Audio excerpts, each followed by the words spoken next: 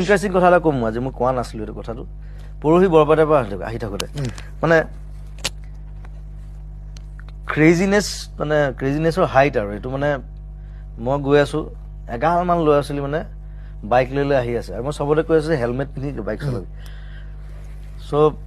ল'ৰা ছোৱালীবোৰ পাৰ হৈ যায় আকৌ ৰৈ দিয়ে মই বৰপেটাৰ পৰা নলবাৰী গৈ আছোঁ মোৰ শ্ব' আছে চ' দুটা ল'ৰা আহিছে পিছতে হেলমেট পিন্ধি আছে কিন্তু দেই প্ৰথমতে দুটা আহিলে এটাই পিছফালৰ ল'ৰাটোক হেণ্ডেলডাল ধৰিবলৈ দিছে সেইকেইটা এটাও হেলমেট নাই মই তাহাঁতক কৈছোঁ শ্ল' চলা কাৰণ গাড়ীখনটো অলপ স্পীডত যায় এটাই ফ্ৰণ্টত যিটো বহিছে সি মোক নমস্কাৰ কৰি আহি আছে 0.5 কিলোমিটাৰমান মই বোলো শব্দ নাই সেইটো ক'ৰবাত খুন্দিয়াবগৈ গৈ তাৰপিছত গ্লাছখন খুলি পেলাই কওঁতে অকণমান গালি পাওঁতে তাহাঁতি শ্ল' হ'ল তাহাঁতি গ'ল আকৌ দুটা আহিলে সেইকেইটাই কি কৰিছে মানে মোক চিঞৰ বাখৰ কৰি এনেকৈ গৈ থাকোঁতে গৈ মই এনেকৈ